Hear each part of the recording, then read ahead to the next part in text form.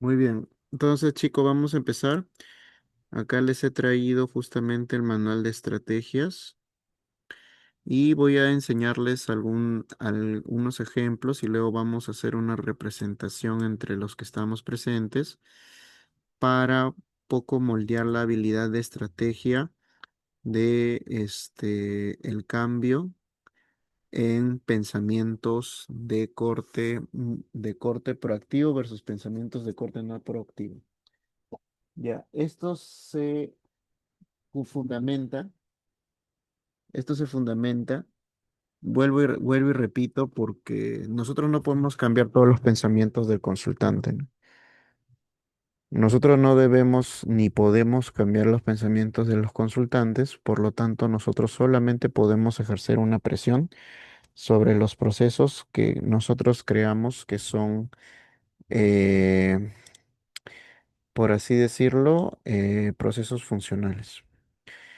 Ahora, hay dos termómetros que permiten establecer justamente esa diferenciación de procesos.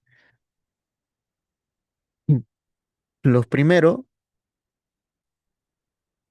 es el termómetro de la normalización de la preocupación, ¿no? ¿Qué quiere decir? Que cuando ya estamos hablando de que por más que necesitamos un parámetro psicopatológico para normalizar la preocupación, a veces la preocupación normalizada nos permite justamente poder establecer los objetivos de la latencia. Por qué es importante la latencia? Porque nosotros tenemos que ver cuánto mide o cuánto se demora entre el disparo primero hasta la finalización de la ansiedad. Ahora, ¿por qué es importante eso? Porque nosotros vamos a trabajar con el tiempo de respuesta.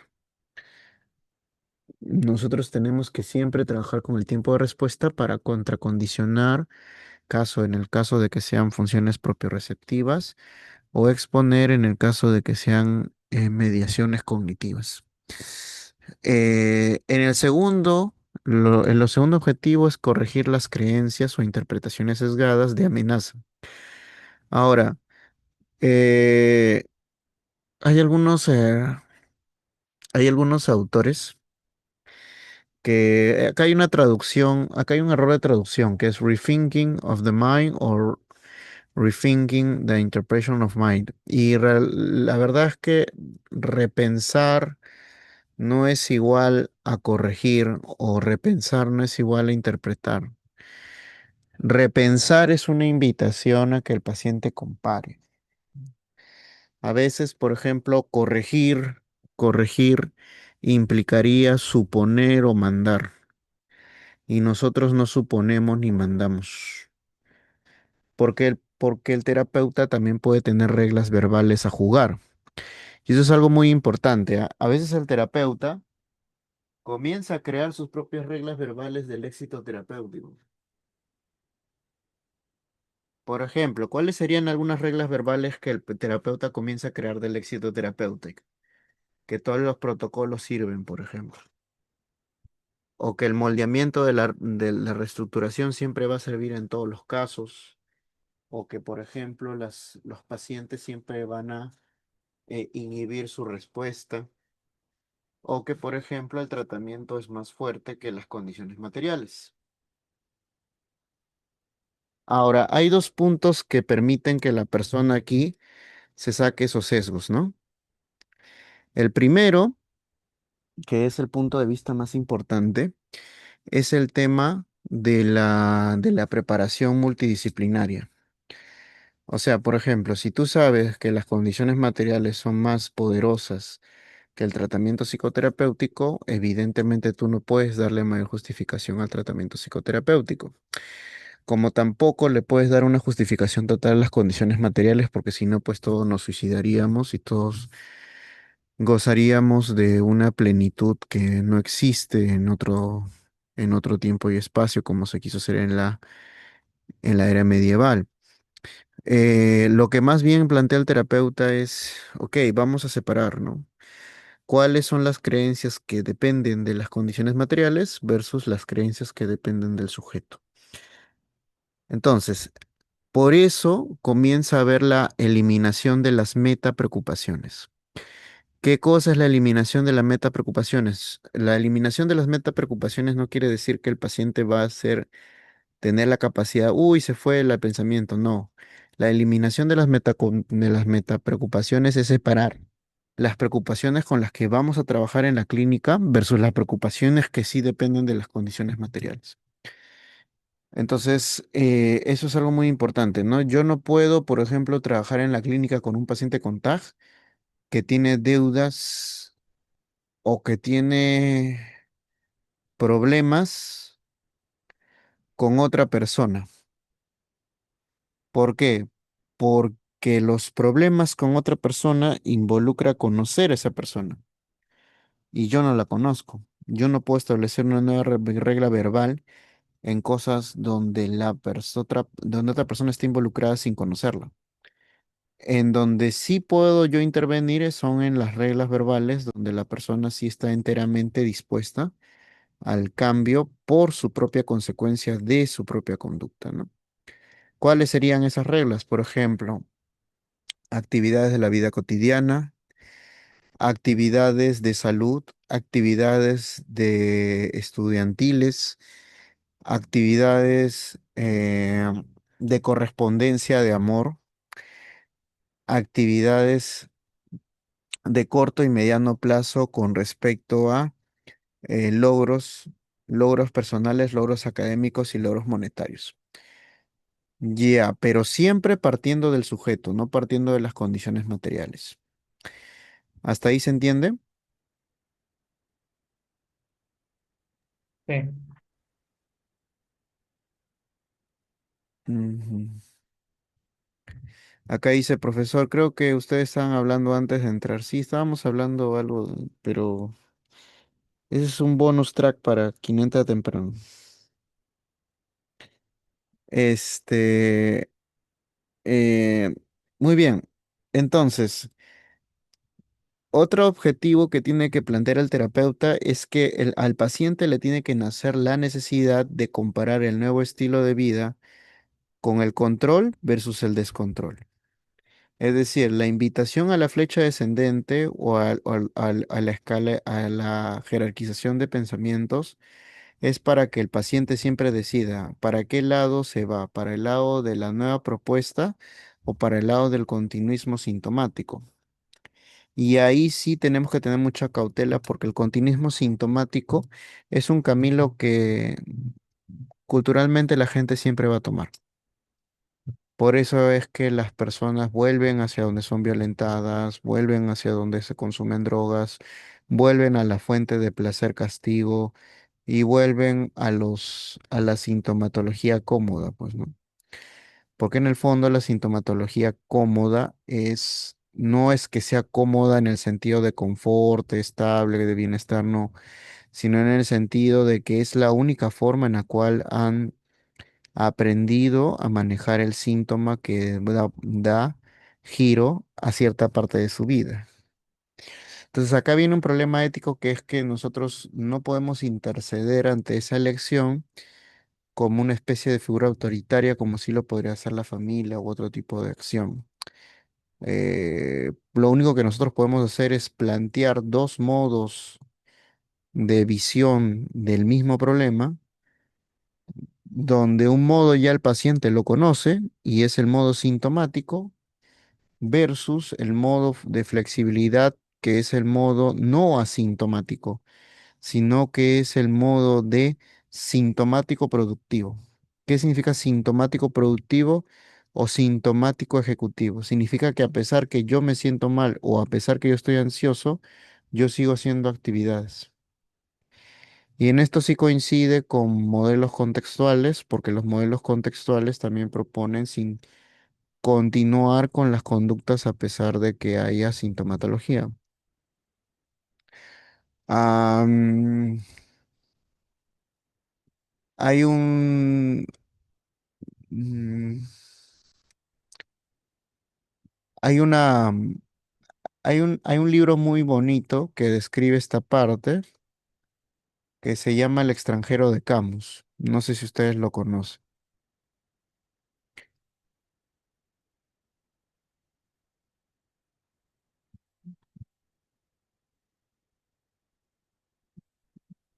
¿Nadie lo conoce? Mm, Ni Carolina, ni María Fernanda. Ah, solo por la canción de The Cure. Bueno, yo no soy fan de The Cure. Por cultura general lo conozco, pero yo escucho más fuerte, ¿no? Ya. Siempre es bueno, si ustedes van a ser terapeutas, ser buenos literarios.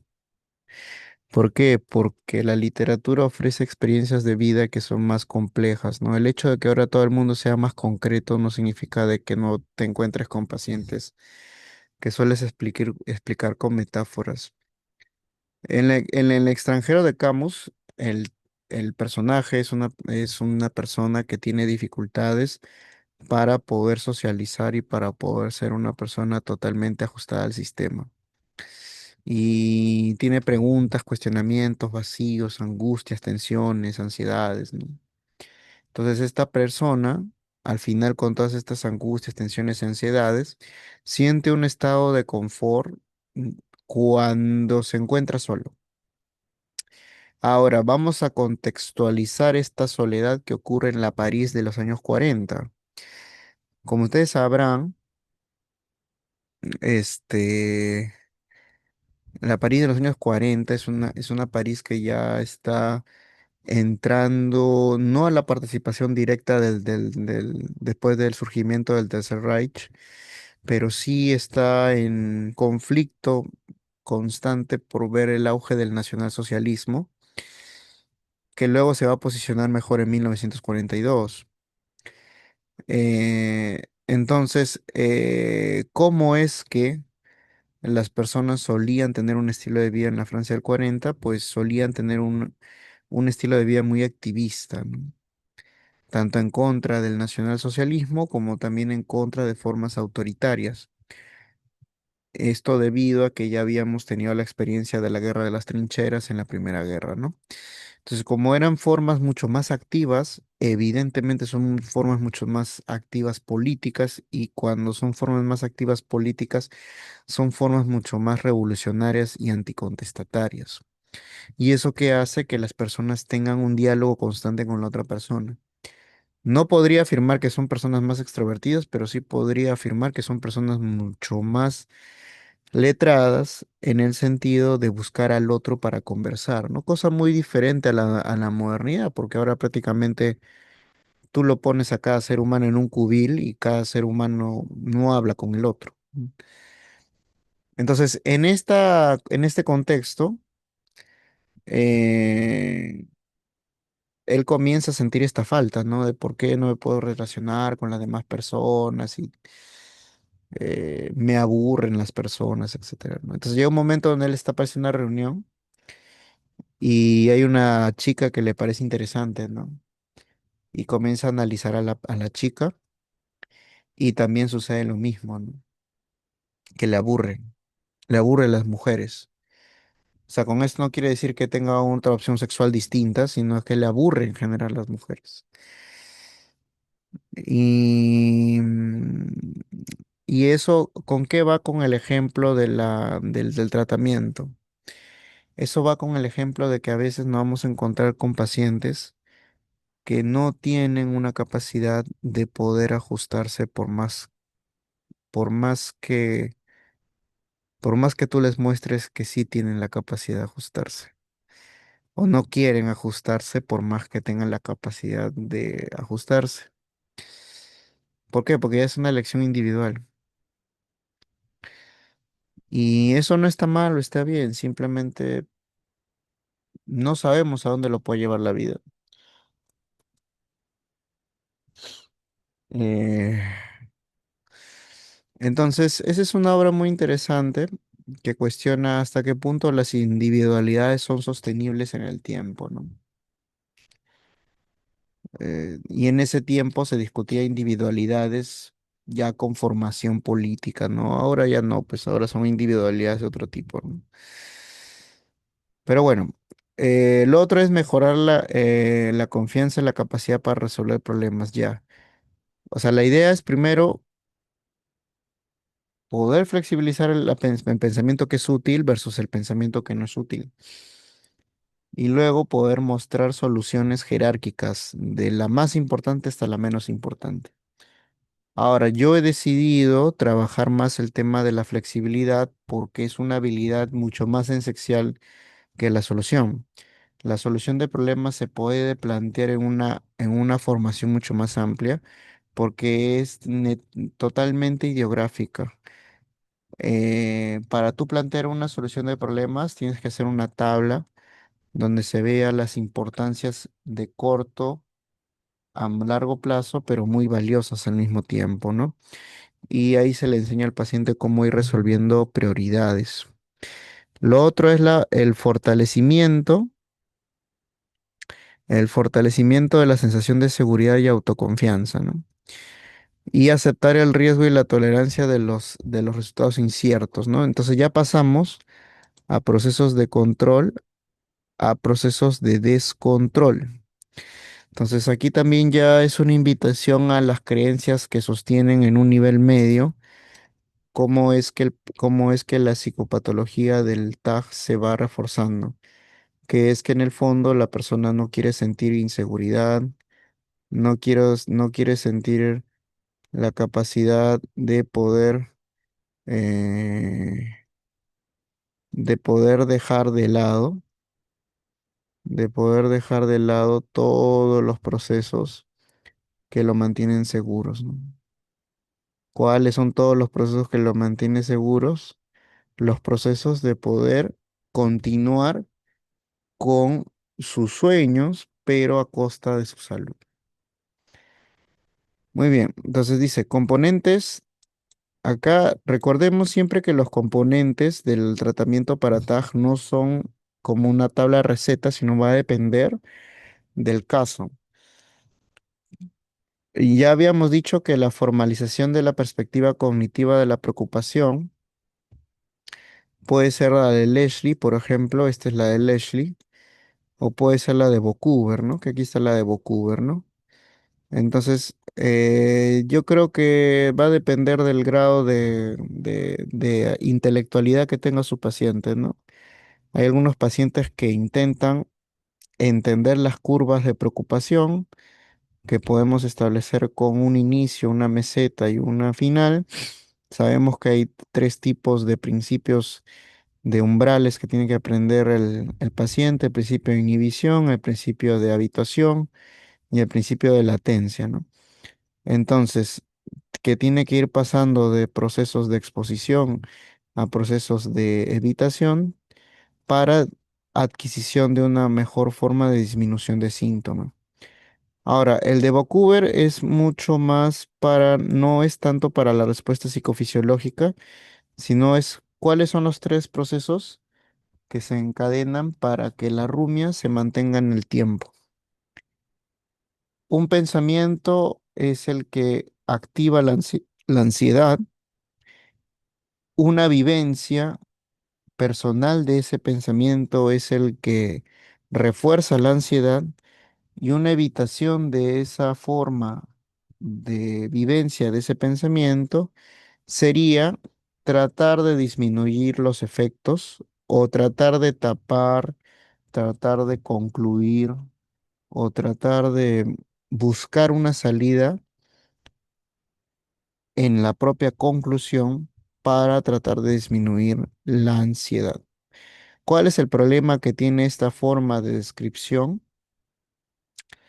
Que el paciente mientras trata de, por ejemplo, ¿no? Trata de alejarse mentalmente de sus preocupaciones diarias, el paciente está perdiendo tiempo para poder resolverlas. Eso es lo que le pasa, por ejemplo, a gran parte de las personas que utilizan el alcohol y el cigarro como una forma de distracción de sus problemas de la vida cotidiana, ¿no? Porque hay una gran diferencia entre, no sé, por ejemplo, tomarte una copa de vino un sábado en la noche tú solo en tu estudio, escuchando buena música, pensando todo lo que te pasó en la semana, o pensando lo que te pasó tal vez con tu ex, o pensando tal vez lo que te pasó en el amor, y que tú sientes que no te genera inestabilidad, sino tal vez un poco de nostalgia, tal vez un poco de alegría, tal vez un poco de ansiedad. Pero otra cosa es estar un lunes en la tarde estar sudando, estar sollozo, estar angustiado y recurrir al alcohol para tratar de disminuir esos pensamientos. Entonces, es el significado en relación al estímulo verbal lo que incita también a poder recurrir a esas formas de consecuencia. Entonces, la forma de consecuencia va a estar mediada por el significado al cual yo le doy al estímulo instigador.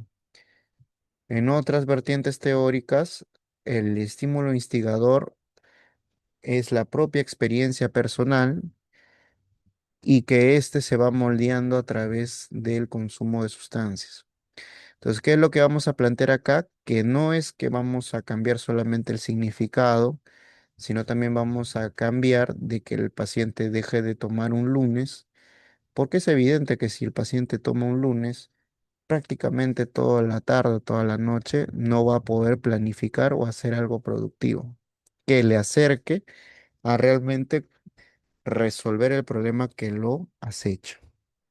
Entonces, va a depender del tipo de paciente que ustedes tengan para poder aplicar el tipo de psicoeducación, por así decirlo, ¿no? ¿Hasta ahí hay alguna duda?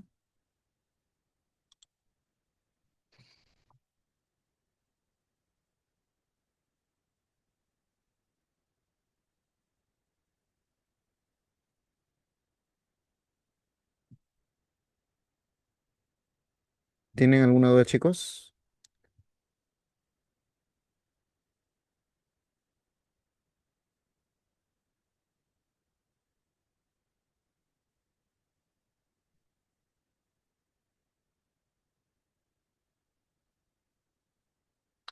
Muy bien. Entonces, a veces, por ejemplo, tú también puedes ir llenando la historia clínica de la siguiente manera, ¿no? Cuando tú estés determinando que el problema por TAG es un problema que tiene mayor énfasis en las relaciones mediadoras, no en la relación psicofisiológica, entonces puedes crear la, el diagrama descrito por Vancouver también, que se divide en tres pilares, ¿no? El primero es el pilar de los disparadores, cuál serían, por ejemplo, en la historia personal, los que generarían la incitación a la ansiedad. El segundo serían las alteraciones somáticas, que esto es muy importante para ver si es que el paciente necesita algún tipo de medicamento también o necesita los ejercicios que practicamos en una primera instancia en las estrategias. Lo otro sería las características personales que tú puedes ir sacando a través de la aplicación de instrumentos. Por ejemplo, tú puedes aplicar acá el DARS 21, el GAT-7, el de metacreencias. Entonces, de esa manera, estos elementos te permiten a ti poder sincronizar con las actitudes cualitativas. Después, después puedes poner los repertorios descritos dentro de la sintomatología. En este caso, ¿cuáles son los repertorios sintomatológicos que aumentan la ansiedad? Los que aumentan la ansiedad son, por ejemplo, en este caso, dos tipos. Las, lo que piensa y lo que concluye, ¿no? Y aquí vas a colocar las conductas de comprobación o las conductas evitativas. Entonces, el diagrama de Vancouver es un diagrama que expresa más o menos una métrica entre cómo se relaciona, cómo se dispara la sintomatología y cómo se evoca con antecedentes históricos y características personales, ¿no? Muy bien, entonces yo cuando tengo un paciente que quiero aplicarle ya los procesos de descatastrofización o los procesos de exposición cognitiva, lo primero que tengo que dejarle en claro es que las situaciones que vamos a manejar son situaciones altamente de malestar. Yo ya a este nivel, se supone que a mi paciente yo ya le he explicado que la ansiedad es un proceso que la única manera de trabajarlo clínicamente es enfrentándolo. Y este proceso de enfrentamiento es un proceso que va a tener secuelas de dolor. pero no es un dolor que a nosotros nos interese hacerle sentir mal, sino es un dolor que a nosotros nos interesa que se prolongue más tiempo para que el cuerpo lo relacione y lo pueda adaptar. Entonces, siempre busquemos lo que se llaman los tres tips. El primer tip es que a partir de la propuesta de comenzar a establecer la descripción o la formulación de la escala jerárquica de exposición cognitiva conductual, tenemos que evitar que el paciente escape. Por eso que en el tip uno ponemos evitar situaciones que generen incertidumbre o hacer pensar en peligros sobredimensionados para que el paciente escape. Entonces queda prohibido que el paciente escape. Lo segundo es que queda prohibido evitar comprometerse totalmente con ciertas cosas. Y ustedes dirán, ¿y por qué? Porque a veces, por ejemplo, indicadores exteriores al tratamiento, como por ejemplo puede ser que esté pasando por una relación amorosa, como que por ejemplo esté tratando de bajar de peso, no sé. No sé, tiene un sueño de que en marzo va a ir recién a la playa a finales de marzo porque quiere bajar 12 kilos, algo así, no sé. Entonces, ¿por qué queremos que el paciente evite comprometerse a rajatabla con otra cosa que no sea la terapia? Porque justamente en la terapia estamos trabajando que no se comprometa radicalmente con algo. Entonces, si no se compromete radicalmente con algo, no va a somatizar. Más bien lo que estamos buscando es que se comprometa fraccionalmente con algo. ¿Qué significa esto? Que avance de a pocos para que su cuerpo tolere todo lo que necesita avanzar. Lo tercero es que encontrar razones imaginarias para no hacer ciertas cosas no es válido tampoco. ¿Por qué? Porque acá ya no vamos a trabajar con una imaginación, con un debería o con una fantasía, sino que vamos a trabajar en base a los hechos de la vida real. ¿Qué significa esto? De que a veces el paciente imagina, desea, anhela la solución el día de hoy, pero nosotros ya no vamos a trabajar por la solución el día de hoy, nosotros vamos a trabajar por la solución de aquí a 3 meses. Entonces, siempre recuerden los tres tips. Primero, que cuando se trabaja la ansiedad no se evita in situ en el tratamiento. Segundo, cuando se trabaja la ansiedad, los estilos de vida deben ser graduados y no radicales. Y tercero, muy importante, cuando se trabaja la ansiedad, los objetivos tienen que ser concretos, no imaginarios. Entonces, antes de aplicar la exposición, nosotros tenemos que saber cuáles, del 1 al 10, cuáles son las evitaciones parciales. Por eso que nosotros hacemos una tabla de 3 columnas donde el paciente tiene que colocar cuáles son las formas de evitación de grado 5, 6, 7, 8, 9, 10. ¿Qué significa el grado 5, 6, 7, 8, 9, 10? Significa desde el menos ansioso hasta el más ansioso. ¿Y por qué? Porque, por ejemplo, si coincide con una forma de exposición, ya sabemos que no se puede mover de ahí. Ahora, hay la posibilidad que no necesariamente ocurra por estímulos externos, también hay la posibilidad que ocurra por pensamientos. Entonces tenemos que poner acá lo mismo. Lo mismo, ¿qué sería lo mismo? Poner 5, 6, 7, 8, 9, 10. ¿Cuáles serían los pensamientos que están ocasionando ese impulso? Y tener que poner las sensaciones físicas. Ahora, esta tabla es para encontrar que cuando el paciente comienza a exponerse, no puede dejar que invadan esos pensamientos. Y si invaden esos pensamientos, tiene que seguir exponiéndose. Para eso sirve esa tabla. ¿Se entendió hasta ahí?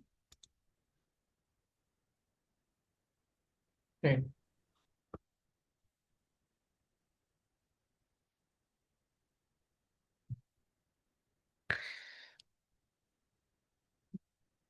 Muy bien, entonces acá vemos un ejemplo de cómo sería una exposición cognitiva.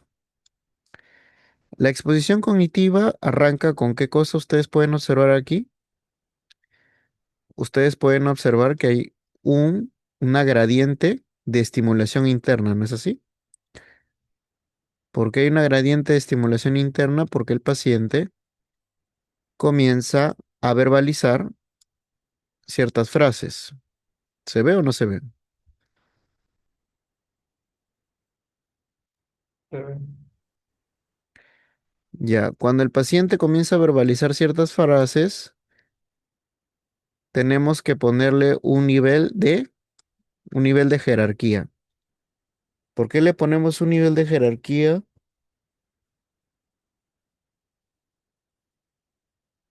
Porque esto se supone que son los procesos menos ansiosos hasta los procesos más ansiosos. ¿Se entiende? sí, ¿Todos se entienden hasta ahí?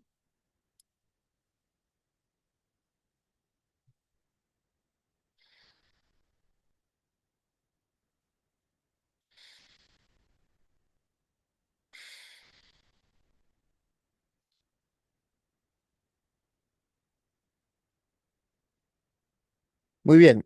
Ahora, ¿qué tipo de pensamientos tiene que poner acá? Los pensamientos que el paciente considere que le dan preocupación, pero que están escalonados. ¿Con qué fin? Con el fin de tomar las exposiciones menos complejas hasta más complejas.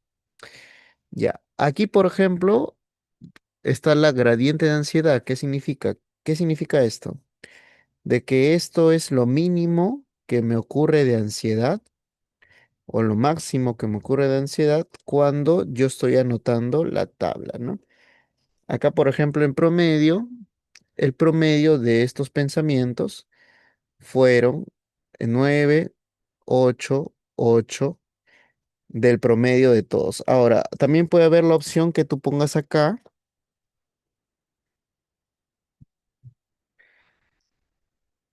también puede haber la opción que tú pongas acá, eh, uno por uno, ¿no? Por ejemplo, puedes poner uno por uno y le puedes preguntar. Yo en este caso lo que he hecho es colocar el promedio según todo lo que se colocó. Ya, ahora, ¿cómo se aplica la estrategia? La estrategia se aplica en el sentido de que nosotros vamos a negociar con el paciente lo siguiente. En la columna tercera, el paciente va a escribir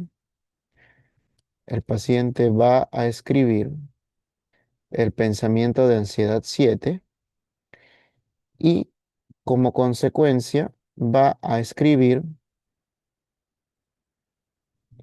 todo lo peor que le puede suceder si no controla o si fracasa en función a este punto. Ya, aquí en el cuarta columna, el paciente tiene que describir si la ansiedad, la tensión, el nerviosismo y la angustia disminuye.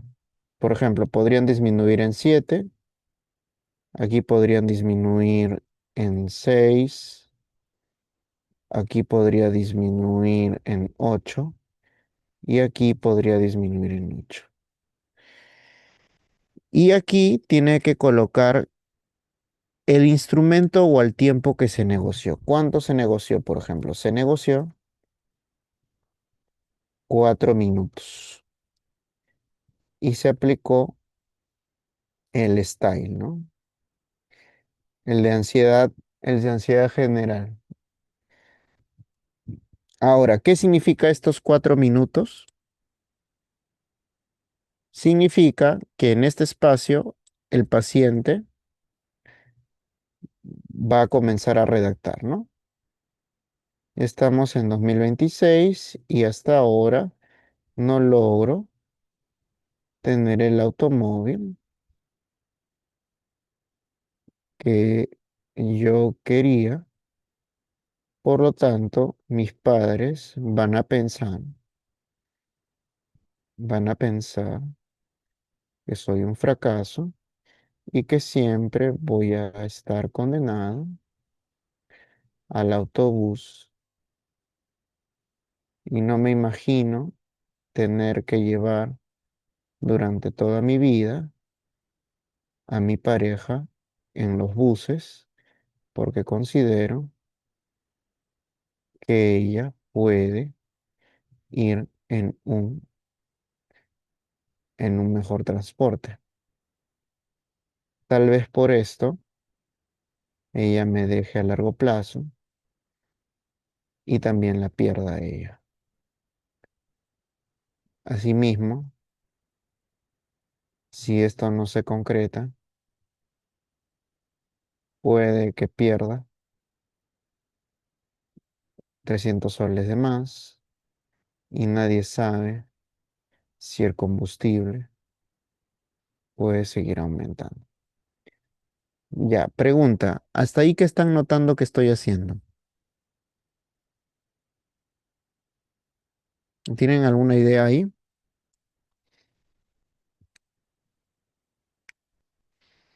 ¿Qué están notando que estoy haciendo?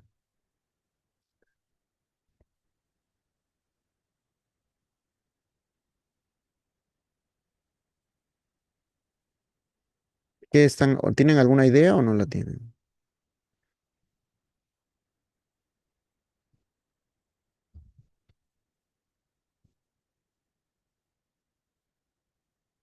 Chicos,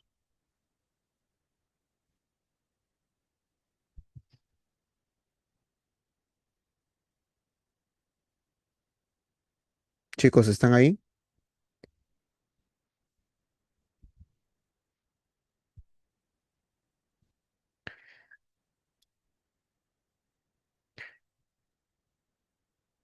No, no, no, no, no, no, no. A ver, ¿pueden encender sus cámaras para ver si están prestando atención?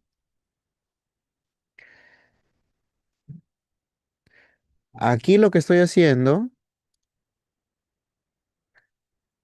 aquí lo que estoy haciendo es recuerden, aquí yo ya detecté el pensamiento y aquí lo que estoy haciendo es inflar el pensamiento.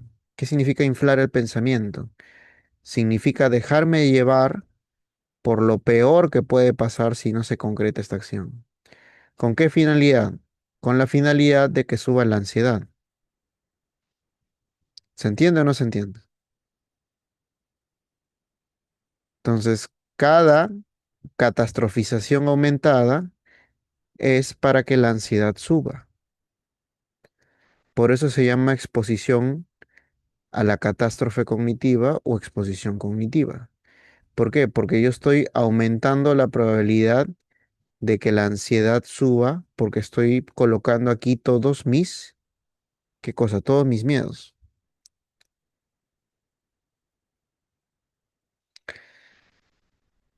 Entonces, no importa si es que suceden o no suceden. Lo que a nosotros nos importa es que el paciente siga escribiendo hasta que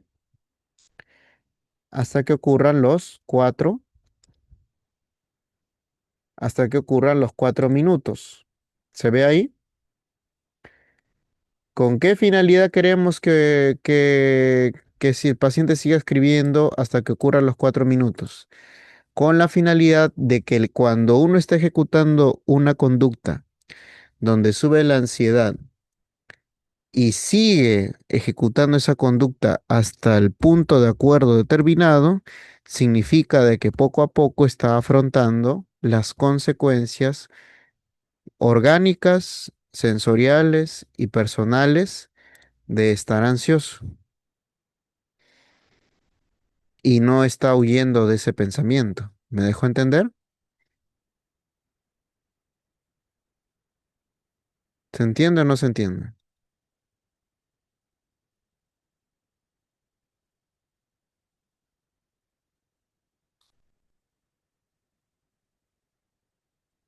¿Se entiende o no se entiende?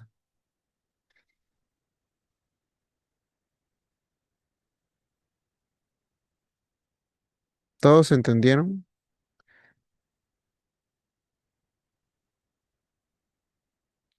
Carolina, María, todos entendieron.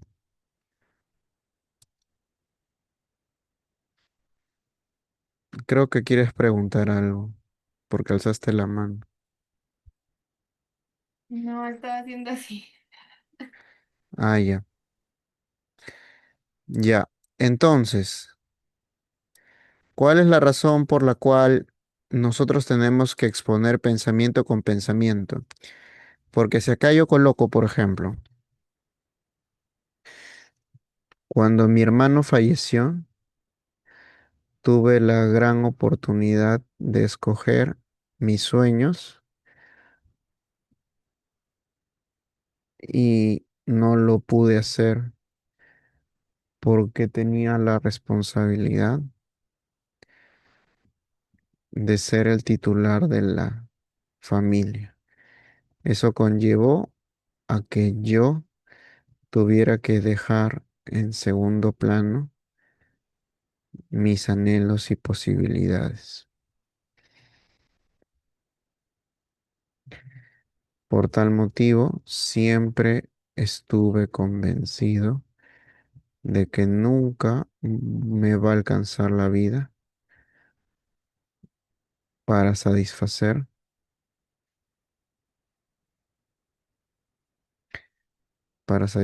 ambos procesos.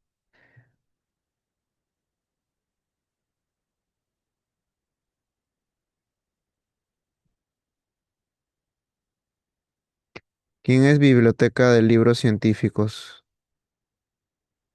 Por favor, tienen que poner sus nombres. Sí, ya ahorita me renombro, gracias.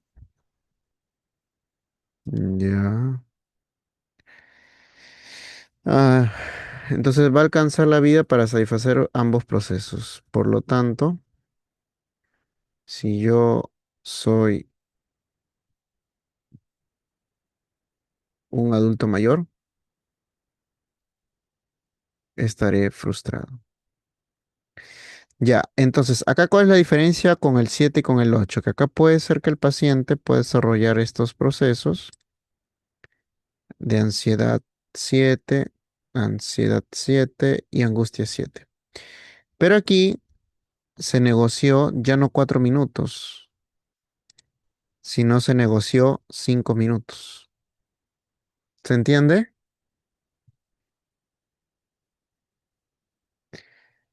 Ahora, ¿por qué yo voy aumentando la dificultad? ¿Por qué yo voy aumentando la dificultad? Porque cada pensamiento tiene que habituar al organismo a soportar más ansiedad.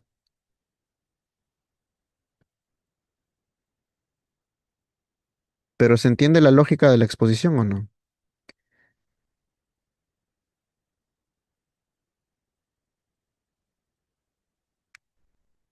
Mm.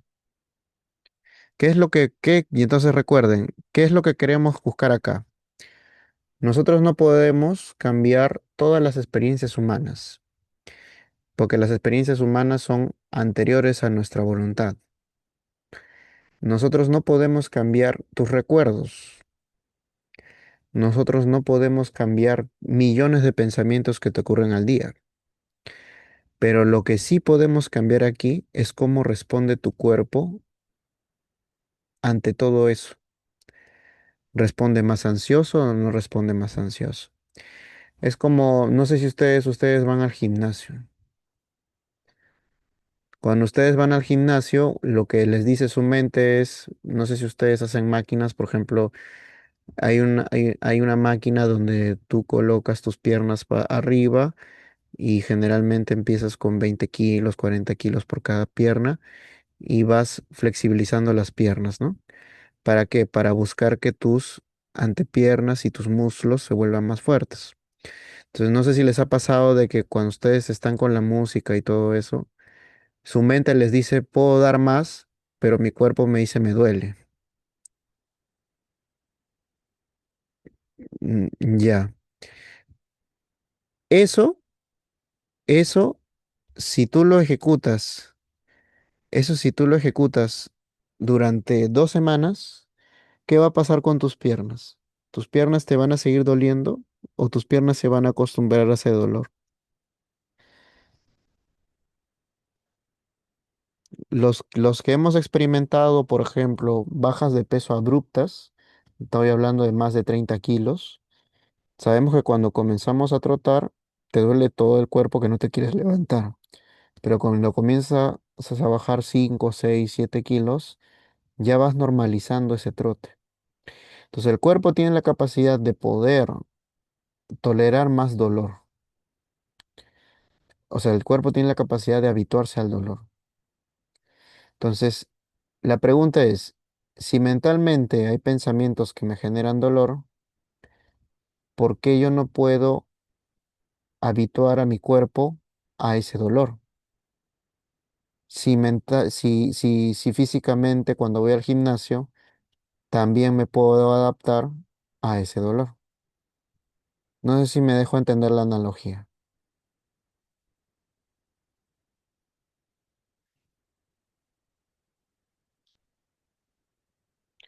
Claro, es el mismo principio. Entonces, cuando yo trabajo en el gimnasio, en algún momento ya no me va a doler y puedo pasar a un siguiente nivel, quiere decir más peso o más velocidad. Lo mismo acá, ¿no? Cuando a mí ya no me duele escribir lo peor que puede pasar de mi fracaso, puedo pasar a más tiempo para ver si me sigue doliendo ese fracaso. Ujú. Entonces, ¿se entendió la técnica hasta ahí, sí o no? Por eso es que ustedes acá tienen que poner toda la sintomatología. Mm. Y aquí siempre tienen que poner, ¿qué significa el E? El E significa ensayo uno, ensayo 2, ensayo 3. ¿Por qué va 3, 4, 5? Porque siempre tiene que aumentar. Así aumente 10 segundos, 20 segundos, 30 segundos, 40 segundos, siempre tiene que aumentar. ¿Cuándo se aumenta? Cuando el paciente logra el nivel anterior. ¿Se entiende?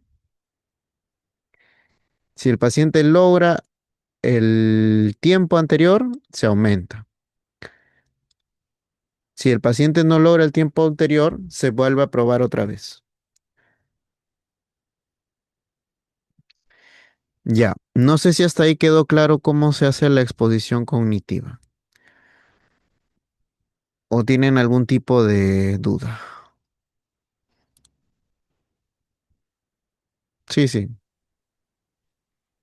Ya en cuanto al orden de la exposición, comienzo todos el 10, el 9, el 8, el 7, o en el 10, por ejemplo, me detengo y hago tres intentos. De ahí paso al 9 y hago tres intentos. ¿Cómo es el orden? Ah, ya, siempre es 7. Puedes hacer un promedio de uno o dos intentos o hasta más hasta que no pase de acá. Ahora, ¿qué pasa si el paciente no logra, por ejemplo, 3 minutos en el 7 porque ya quiere evitar? Entonces ahí el tiempo no es el 7, el tiempo es el problema. El tiempo es el problema. Entonces vas a tener que negociar de lo que era 3, ahora es 2 y medio. Entonces a veces tienes que reducir el tiempo porque el paciente cree que puede tolerar mucho tiempo, pero en verdad no lo tolera. Y a otras veces el paciente puede decirte ese tiempo porque se cree valiente, pero al final no lo es.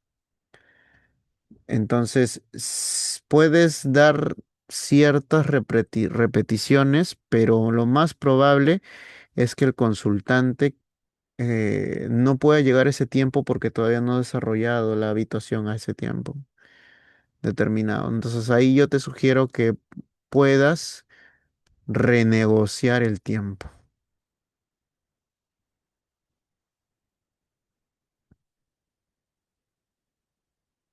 ¿Se entendió? Sí, ¿y por cuál pensamiento empiezo? ¿Por el menor o por el más Siempre calamitoso? empiezas por el menor, siempre empiezas Ah, por el menor. ok. Si empiezas por el mayor, no va a regresar.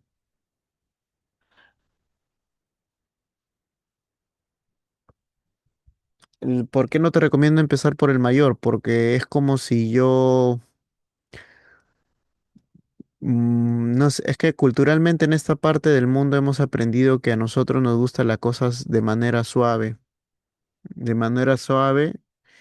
hasta la manera más compleja, ¿no? En cambio, en otras partes del mundo sí son más directos. Por ejemplo, ¿no? ¿Ustedes han visto alguna persona que le termine a otra persona de manera muy directa con tres palabras y chau? Mm.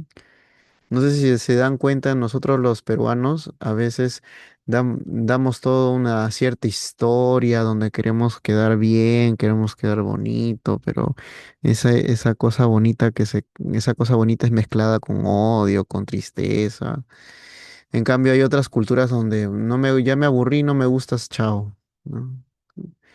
Entonces, culturalmente, si tu paciente viene al menos de esta parte, generalmente le agrada que sea de a pocos. Entonces, en cambio, no sé, por ejemplo, yo he tenido la experiencia de hacer exposiciones con personas europeas y ahí sí, no, ahí sí tienen un gradiente mucho mayor.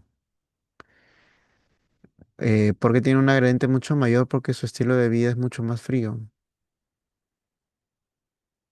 no es tan emocional. Mm, Entonces son cosas mucho más peores, por ejemplo, ¿no? Eh, hay un, hay un libro, hay un libro que se llama Luna Caliente. Es un cuento, es un cuento que describe a una persona que supuestamente está en una cena, está en una cena y conoce a una chica muy bella que le gusta. Y en esa cena, él, como se da cuenta que ella es menor y no puede estar con él escapa de la cena y en eso la chica la persigue. Este, sí, sí, eso es correcto. Entonces, cuando la persigue, el chico comienza, la chica en vez de tenerle miedo la seduce, ¿no? Como que quiere tener algo carnal con él. Entonces el chico está a punto de ceder ante esa seducción porque la quería y en eso aparece la policía y sucede un accidente y la chica fallece. Pero como el chico no llega a ver su cuerpo, no llega a ver exactamente qué es lo que sucede, escapa de esa escena. Entonces hay una parte de la obra donde el chico se queda con la duda si murió o no murió, porque solamente escuchó un balazo. Y en partes de la obra, la chica siempre vuelve a él. No sabe cómo, pero él va viajando por diferentes ciudades, pero la chica siempre vuelve a buscarlo. No sabe cómo encontró su celular, no sabe cómo encontró su número de habitación, pero la chica siempre lo vuelve a buscar. Entonces, ¿dónde está el tema interesante de esta obra? Que hay una parte donde el chico se comienza a angustiar y dice, yo no sé, yo no sé si estoy con una persona viva o estoy con una persona muerta. Yo lo único que sé es que cada vez que tengo relaciones con ella, yo soy el hombre más feliz y no sé cómo yo intento escapar de este pensamiento si está viva o está muerta, pero no sé cómo me encuentra. Y así termina la obra. La obra termina con aceptar la incertidumbre de no saber si estás teniendo relaciones con una muerta o una viva. Entonces, el punto de esa obra, que tiene que ver mucho con la ansiedad generalizada, es que no importa el contenido, sino que cuando el sujeto estuvo expuesto a muchas situaciones donde se hizo la misma pregunta, ya llega un momento que ya la pregunta no tiene el efecto de ¿de qué? El efecto de angustia. No sé si me dejo entender. Claro que es loquísimo, ¿no? Ponerte a pensar en eso, pero es por eso que esa obra es loca, pues, ¿no? Se llama Luna Caliente. Claro que al final nunca se sabe si está viva o está muerta. Es como nunca se sabe, es como nunca se sabe. Si ustedes ven los cortos de Alfred Hitchcock, en la llamada inesperada, nunca se sabe quién es la persona que le está llamando, porque cuando estuvo llamando, ese también es uno que representa esa tolerancia a la incertidumbre, ¿no? Nunca se sabe quién estuvo llamando a acosar a la chica, porque al final incluso la chica disparándole a la persona que estaba al frente, le volvieron a llamar para decir qué placer yo siento al ver que tú has matado a otra persona y yo sigo acá viéndote.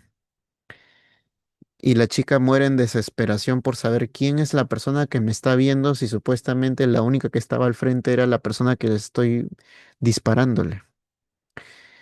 Entonces, ese también es una forma de angustia, no saber exactamente qué es lo que pasa, pero sigue pasando.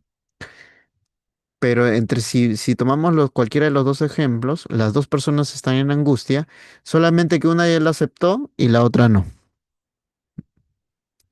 Mm. Entonces, así también hay muchos ejemplos en el cine, pero a lo que voy es que el paciente no debe estar centrado acá en cambiar lo que contiene, sino en que su cuerpo se neutralice o habitúe la ansiedad. ¿Se entendió hasta ahí?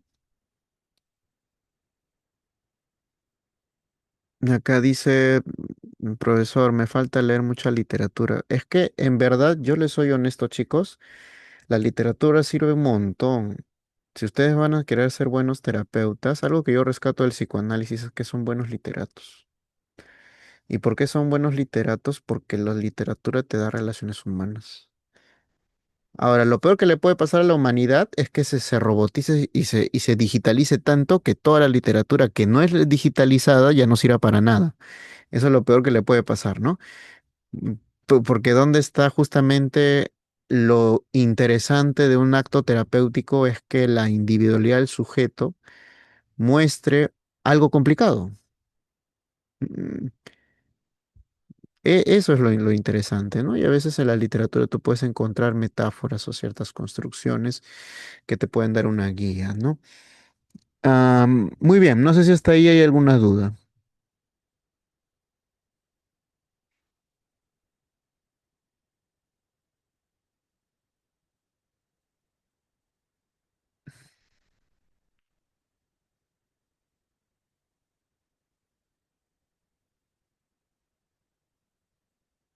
Ya, Muy bien, entonces, una vez que nosotros hemos condicionado las respuestas que pueden ser 5, 6, 7, 8, 9, 10 pensamientos en 10, 11, 12, 13 minutos, pasamos a la segunda parte, que sería la descatastrofización.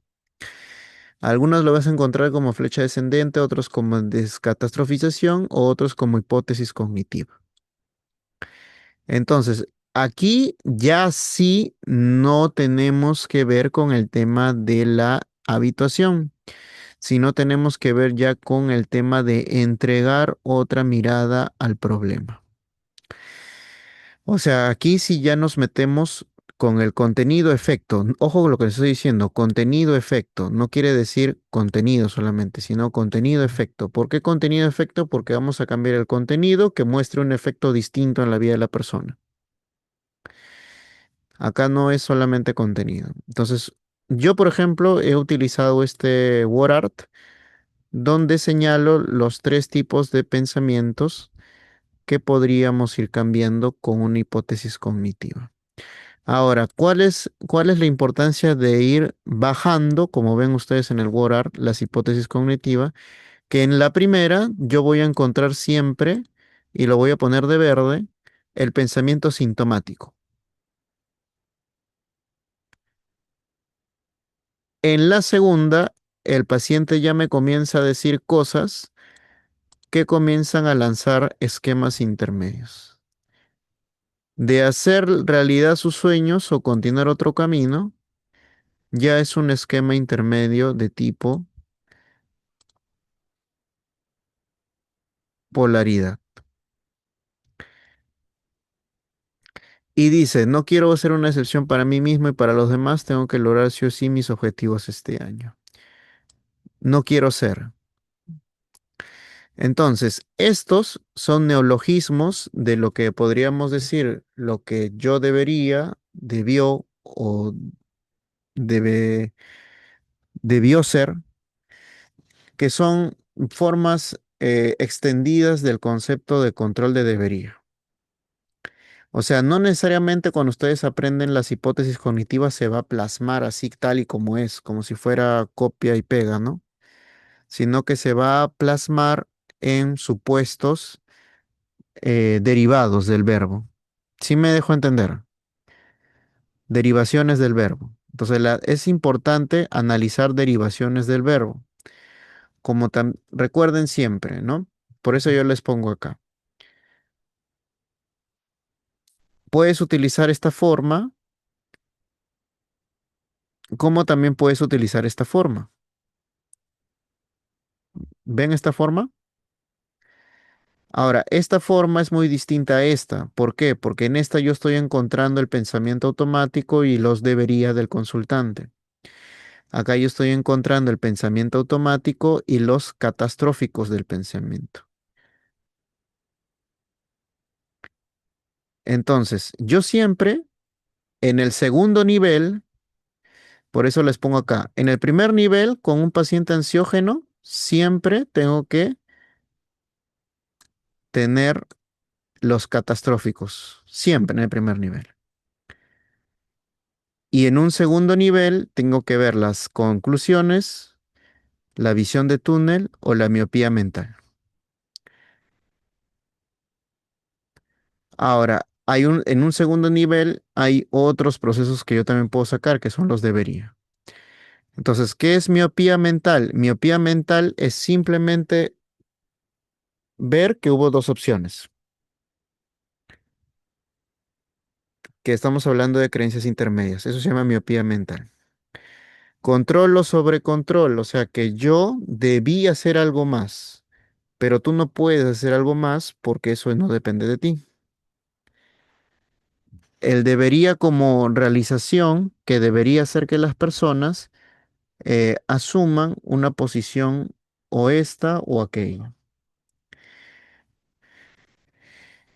Y también hay otro más que es el etiquetado, pero el etiquetado se da en la parte de aquí. Entonces, una vez que yo conozco dónde van los de primer pilar y los de segundo pilar, los puedo diferenciar con colores, ¿no? Por ejemplo, acá podemos diferenciar el color verde y aquí el color rojo y aquí también el color rojo. Entonces, ¿esto para qué me sirve? Para ver, para preguntar al paciente dentro del 1 al 10, ¿cuáles tú sientes que son los que en este momento te están generando mayor sintomatología? Entonces, el paciente puede ser que a veces escoja este, o a veces puede ser que escoja este, o a veces puede ser que escoja este. Entonces, el paciente al final, puedes también trabajarlo como este tipo de diálogo. Por ejemplo, vamos a escoger un pensamiento y dice, ¿cómo te sientes cuando recuerdas las consecuencias de pensar este ángulo? Ahora, acá en la pregunta, siempre nosotros primero tenemos que demarcar cuál ha sido el beneficio de tu pensar de esta manera. ¿Para qué? Para que el paciente recuerde todo el daño que ha causado la consecuencia no flexible. ¿Se entiende o no se entiende?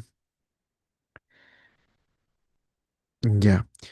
Ahora, separando lo que piensas y lo que sientes, ¿alguna vez lograste superar alguno de estas emociones o lo aplicado al pensamiento? Esta pregunta es muy importante porque en esta segunda pregunta lo que estamos haciendo es poder dar un plus al paciente para que pueda entender que no puede controlarlo.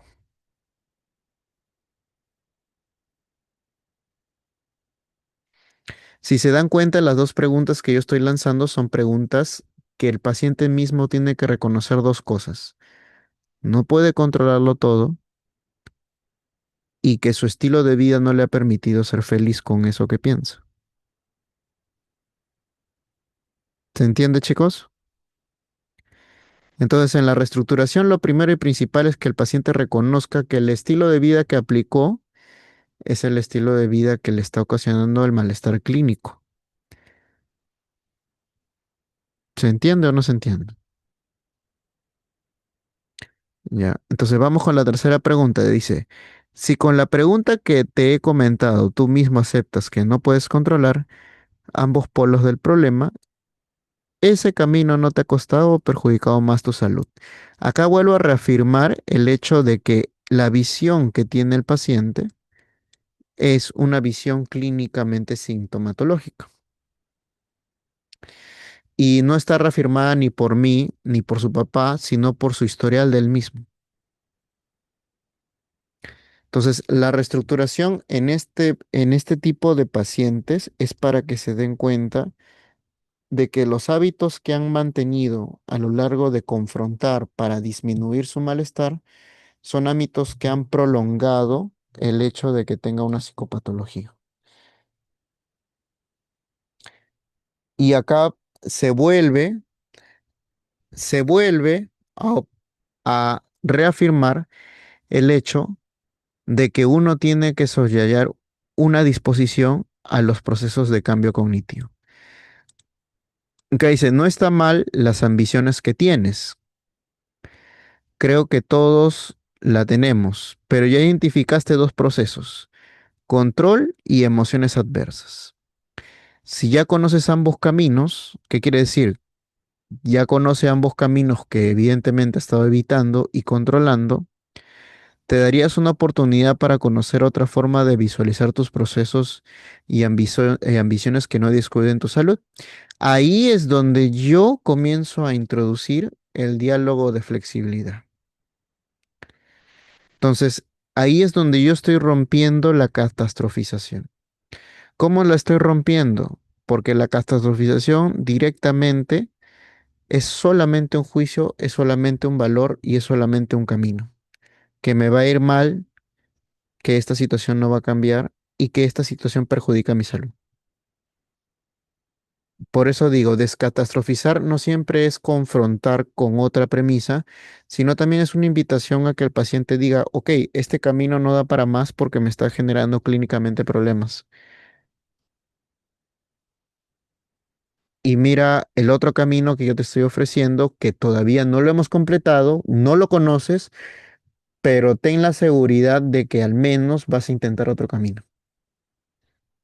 dejando en claro que hay procesos que no se pueden controlar y que hay procesos de salud e insalud que se pueden negociar mejor. Entonces, acá la finalidad del asunto, si se dan cuenta, ya hemos despejado tres mitos. Primero que cuando descatastrofizamos, que es una forma de reestructurar, no confrontamos. Solamente señalamos las consecuencias de un modus vivendi o de una forma de vivir del paciente que lo ha terminado en una situación clínica. Segundo, aperturamos el hecho de que controlar es una forma de incrementar psicopatología.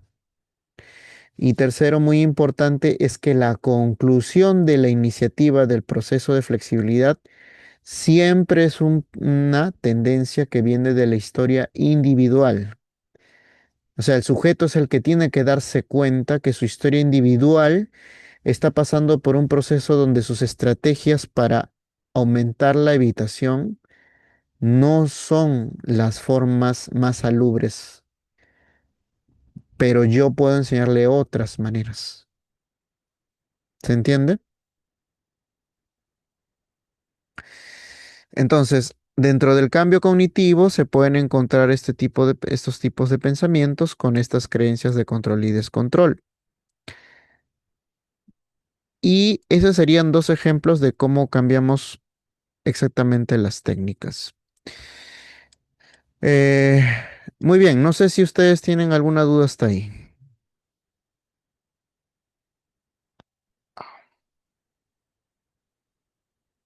¿En qué caso no sería recomendado hacer descatastrofización?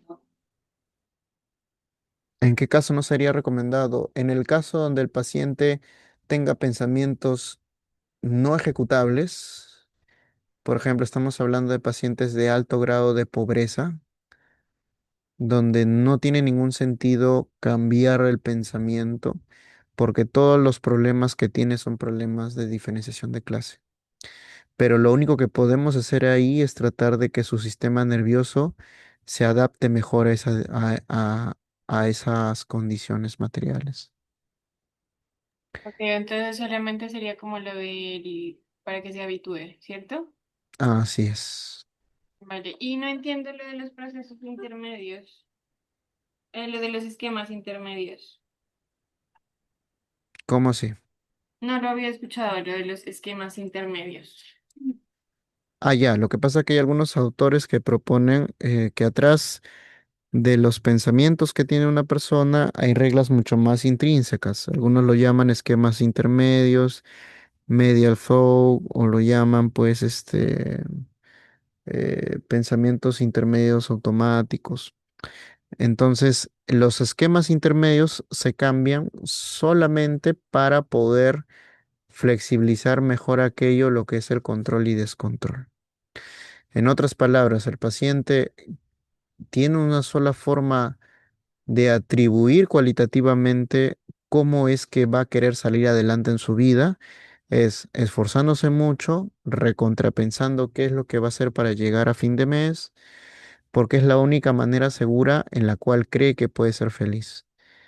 Pero, pero esa forma segura en la cual cree que puede ser feliz no necesariamente se va a dar así. A veces pueden pasar situaciones en las cuales tú no puedes controlar ni la economía, ni a las personas, ni a tu familia, ¿no?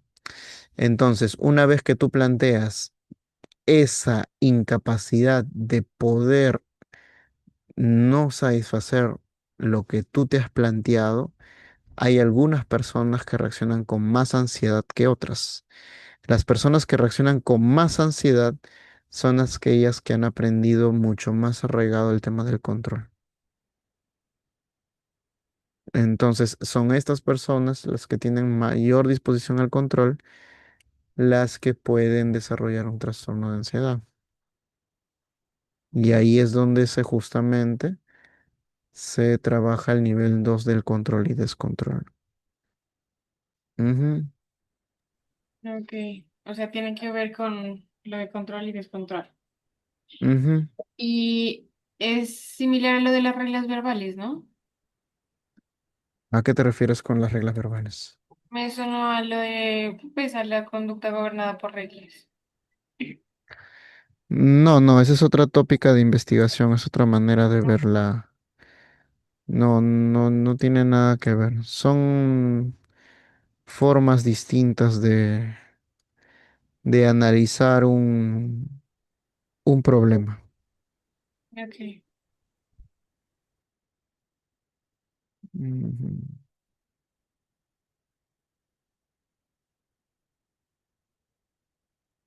¿Tienen alguna duda más, chicos?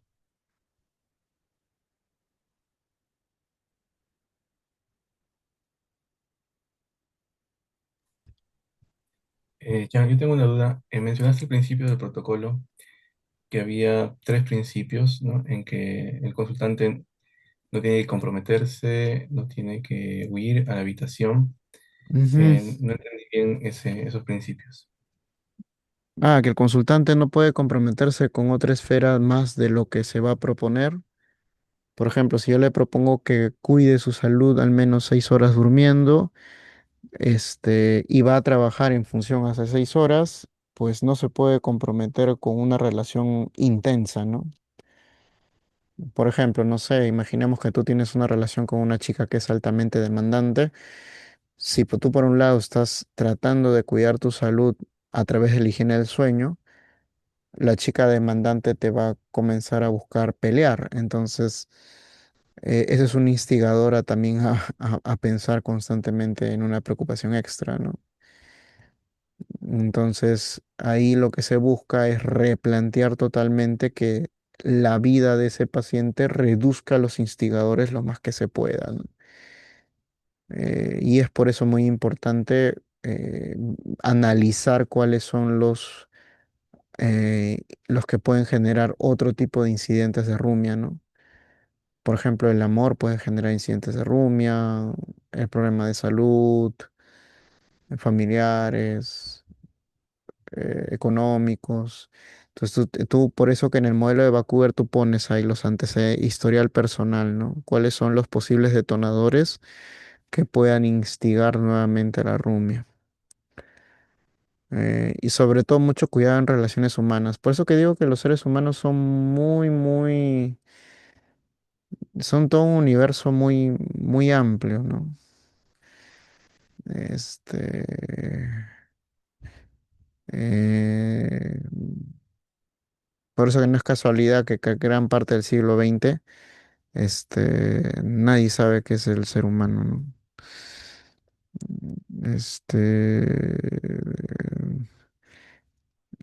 aunque Freud decía que la mujer es el punto negro, yo lo acomodaría en decir que al final el ser humano es el punto negro, ¿no? O sea, tú no sabes cómo va a reaccionar una persona cuando le propones unas reglas distintas o le propones el cambio de hábitos o el cambio de reglas. Por ejemplo, hay seres humanos que incluso tú defendiendo tu salud, ellos defienden la enfermedad.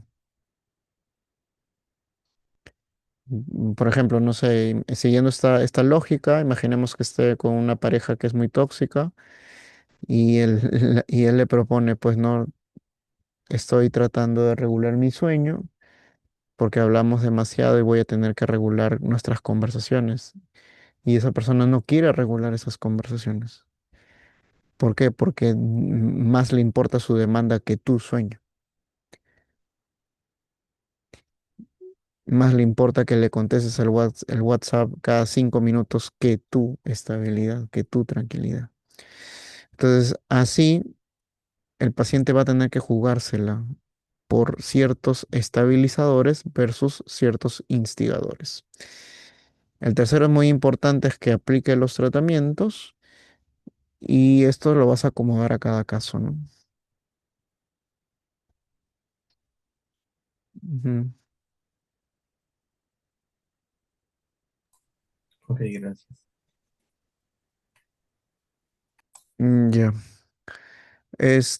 Me gustaría que haga un role-playing de la segunda. No sé si, pero eso lo vamos a hacer después del canso. Y después seguimos con TOC, ¿les parece? Acá dice, profesor, ¿y qué pasa? Yo tuve una paciente que me sufría de ansiedad generalizada y cuando le propuse establecer las reglas sobre adaptación hacia su salud, su pareja tenía una fijación con historiales de Instagram que no podía dejar de postear. Mira, con cuestiones personales no podría darte una opinión porque no conozco el caso, pero vuelvo e insisto, o sea, las relaciones, las relaciones humanas son muy complicadas. Son muy complicadas por tres principios. El primer principio es el de volubilidad. Cada ser humano va cambiando muy rápidamente. El segundo principio es que cada vez hay menos razón. O sea, si tú le propones algo más lógico a un ser humano, por más que tenga más evidencia, por más que sea más razonable, no todos los seres humanos trabajan con la razón, sino que trabajan con otras propiedades que serían la emoción, la agresión, etcétera, etcétera. Y lo tercero son los condicionamientos sociales, ¿no? Por ejemplo, no podemos comparar las tendencias de hace 10 años con las tendencias actuales. Por ejemplo, no sé, em,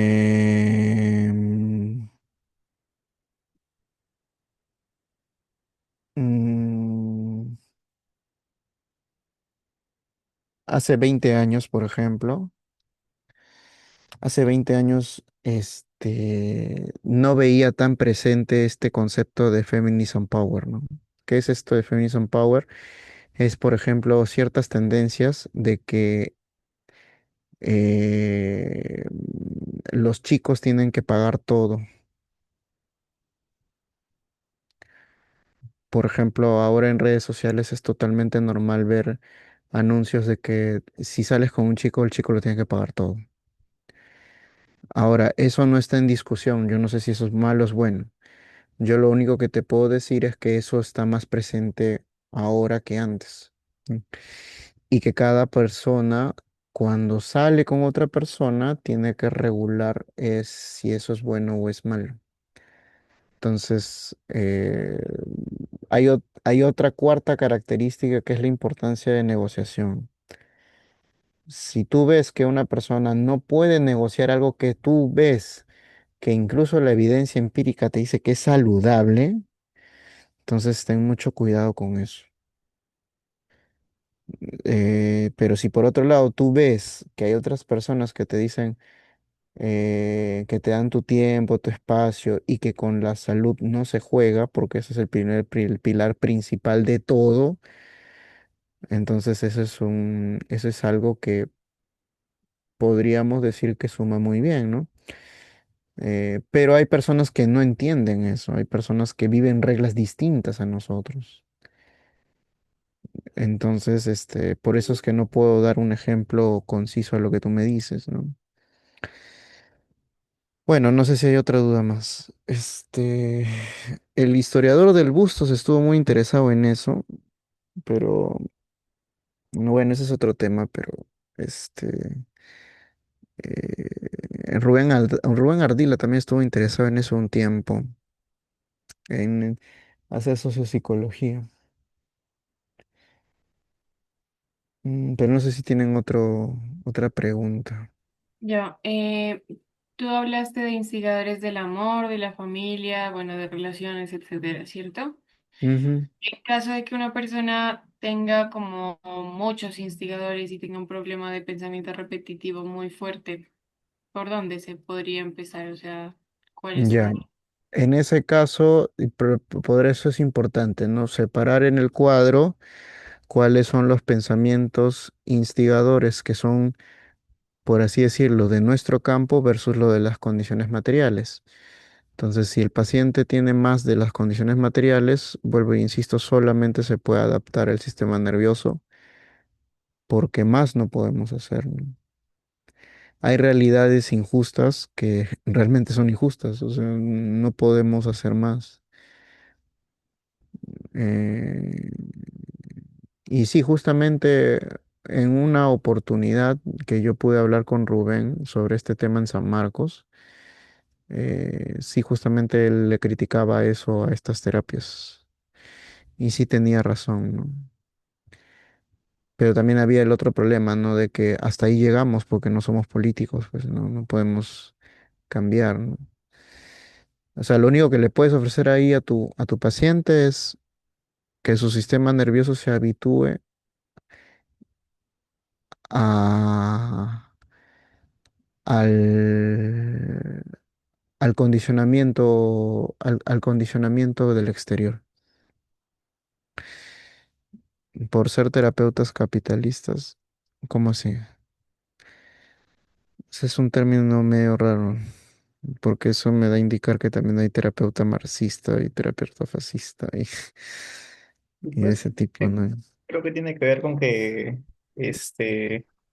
evidentemente, ¿no? Como mencionas, hay un límite entre un problema generado por diferencia de clase, en el cual pues el psicólogo, ¿qué tendría que ver ahí, no? Es un problema que tienen que arreglar los gobernantes que supuestamente están Ujú. por algo ahí, pero Ay, adaptar a los humanos a soportar las carencias a partir de intervenciones es ujú. un problema también, ¿no?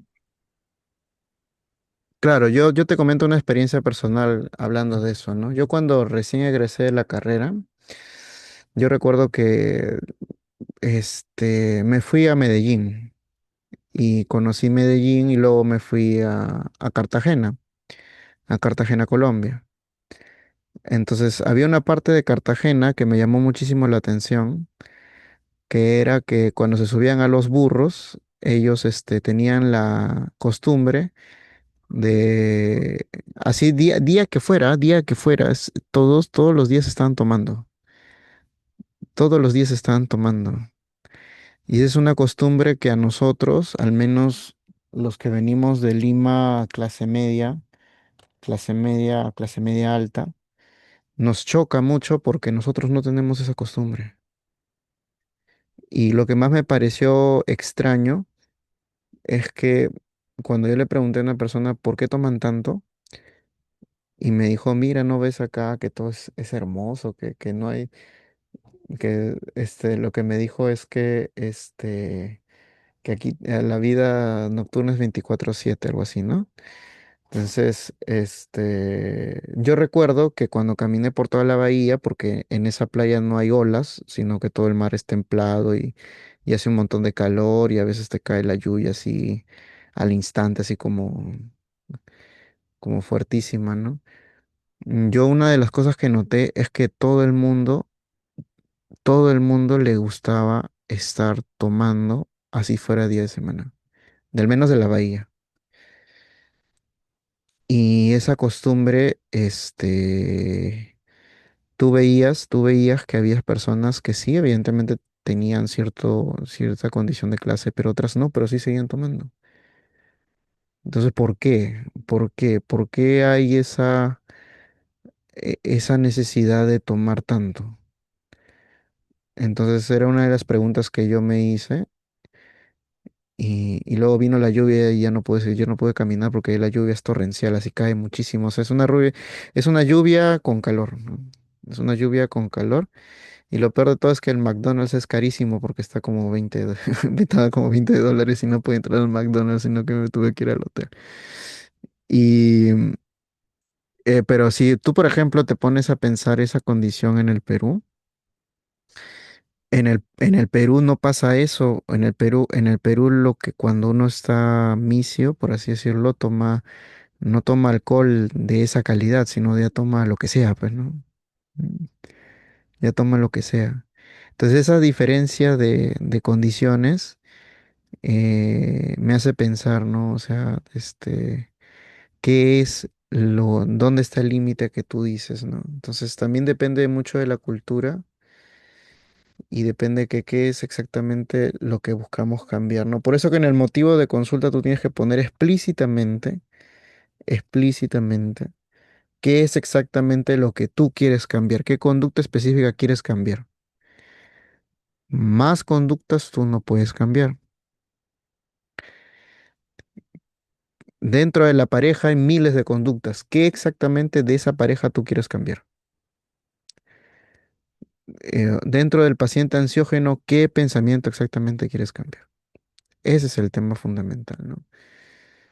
Ya podríamos discutir, yo no estoy de acuerdo con que los terapeutas se lean capitalistas, ¿no? Porque no, son oxímoros, pues, o sea, del sistema capitalista es hablar de otra disciplina que puede tener, el único que quiso relacionar eso fue Foucault, pero Foucault lo relacionó con hipótesis, con cosas medias extrañas, pero ese es otro tema. Pero bueno, este... muy bien, entonces para no dilatar, vamos a ir al descanso y luego vamos a volver con un pequeño role-playing o alguien tiene otra duda con respecto a la estrategia. Perdóname, creo que no me hice entender con la pregunta. Era más relacionada, por ejemplo, a los instigadores de los pensamientos, ¿no? Que generen el malestar. Entonces, Mm, digamos, si hay algún problema en el amor, pero también en la familia y también en el trabajo, o que sean como instigadores, pues, de estos pensamientos, ¿con cuál tengo que yo enfocarme inicialmente? ¿Con el que yo quiera o con el que le hace como más No, ruido? por eso tú en la estrategia tú vas poniendo del 7 al 10. O sea, si te diste cuenta en la primera parte de la estrategia hay niveles de ansiedad. Ajá. Entonces, ahí el paciente va a identificar cuál es el que más le genera ansiedad que el otro. ¿Y el más sería el 7 o El, el 10? no, el más sería el 10. Ya, el más sería el 10, ok. Pero también tienes que aplicar dentro de tu evaluación cuáles son, cuál es el perfil de evitación y el perfil de valor, ¿no? Por eso yo puse al comienzo de la clase que hay un perfil de respuestas compatibles y respuestas incompatibles. ¿Qué son estas respuestas? ¿Cuáles son los pensamientos que se pueden trabajar, que afectan al individuo y se pueden cambiar? ¿Y cuáles son los pensamientos que no se pueden cambiar porque no dependen del individuo? Entonces, Bien, ahí también hay que hacer esa diferencia, ¿no? ok. Entonces, ¿Perfil de habitación y perfil de qué? del individuo. Ya.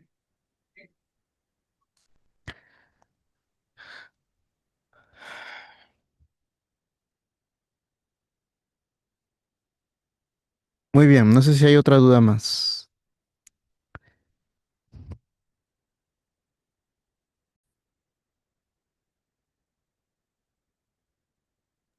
Sí.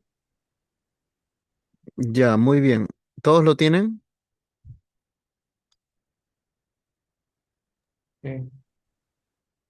Ya, solamente necesito un role-playing donde uno sea de paciente y otro sea de terapeuta, donde a manera de práctica realicen una descatastrofización nomás. ¿Les parece bien?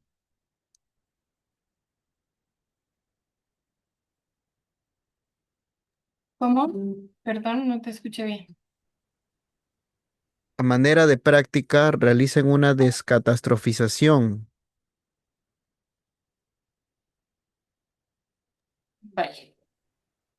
¿Todos están de acuerdo? Uno tiene que ser de terapeuta y otro tiene que ser de paciente.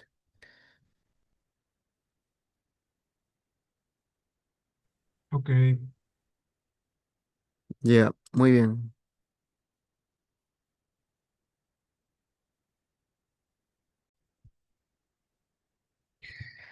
Muy bien, entonces la reestructuración no es una técnica aislada, es una técnica que cuando ya la hemos practicado, el modus vivendi en el cual el paciente compara algo nuevo con algo que conoce, tiene que estar ligado a la segunda técnica que es la solución de problemas. Yo quiero cambiar lo que conozco, muy bien, lo comienzo a aplicar a partir de mañana. Solución de problemas.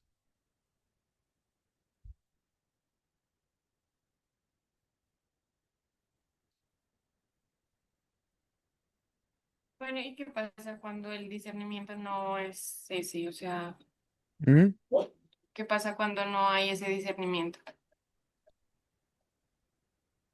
Cuando no hay esa disertación, bueno, sí es probable, que no haya esa disertación porque ahí tú has cometido un error. ¿Por qué? Porque ahí, para que el paciente defienda sus síntomas, significa de que no puede encontrar otra solución. Y eso pasa en tres tipos de problemas. En problemas que no tienen conciencia de enfermedad, donde pues se entrega totalmente el placer hasta que se muera, que puede ser en drogas, que puede ser, por ejemplo, en alcohol, que puede ser en sexo, que puede ser en diferentes sustancias. Lo segundo es que son pacientes que tienen una psicopatología que no tiene conciencia de enfermedad, como podrían ser los tradicionalmente llamados tipo B, que son antisociales, que son los borders. Y lo tercero es que tal vez alguna idea con la cual quisiste descatastrofizar la confundiste con una idea que no puedes controlar. Por eso que hay que tener mucho cuidado con que que puedes controlar y no que no puedes controlar. O lo que entra en el tratamiento y lo que no entra en el tratamiento. ¿Cómo te das cuenta lo que entra en el tratamiento y lo que no entra en el tratamiento? Lo que entra en el tratamiento son ideas que pueden ser muy rumiantes, pueden ser conceptos o problemas de la vida cotidiana, pero donde sí el paciente por su propia iniciativa al menos puede hacer una acción. Si puede hacer alguna acción que lo lleve a concretar una solución, eso sí entra en el tratamiento. Lo que no entra en el tratamiento es cuando el paciente no puede hacer ninguna acción, no depende de él y es un proceso a largo plazo. Por ejemplo, bajar de peso si tiene condiciones materiales para hacerlo, entra en el tratamiento. Estudiar si tiene condiciones materiales para hacerlo, entra en tratamiento. Leer más libros si tiene condiciones materiales, entra en tratamiento. Exactamente. Preocupaciones hipotéticas quedan afuera. Preocupaciones realistas quedan adentro, como bien lo dice Vados. Ahora, ahí también Vado se equivoca en el sentido de que le dice hipotéticas, no es hipotética de que no sean reales, sino es hipotética en el sentido que le da muchas vueltas al tema, pero en el fondo sí son reales. No sé, imaginemos que tú eres un licenciado en psicología, no encuentras empleo hace 7 meses y es una preocupación real, pero no es una preocupación que se pueda tratar clínicamente. Es una preocupación que debe ser tratada con asesoría organizacional, con tal vez pulir otras habilidades mercantiles. Entonces se dan cuenta que hay un tinte muy delgado entre lo que es un tratamiento clínico y tratamiento de otros tipos de conductas. Por ejemplo, ¿ahí qué más le conviene a un psicólogo clínico que no tiene empleo? Que le ayuden a pasar los filtros de la inteligencia artificial de un CV bien elaborado con palabras clave o que le enseñe un tratamiento clínico para cambiar la descatastrofización.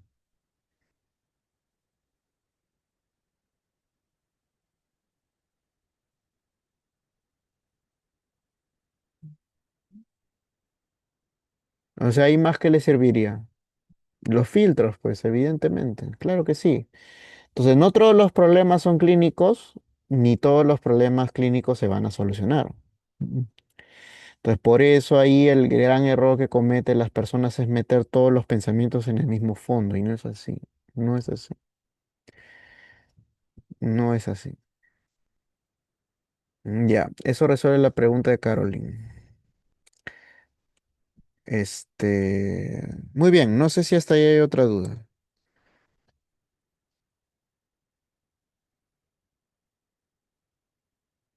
Pucha, de verdad que ese es el primer grupo con el que creo que más entusiastas están con las estrategias.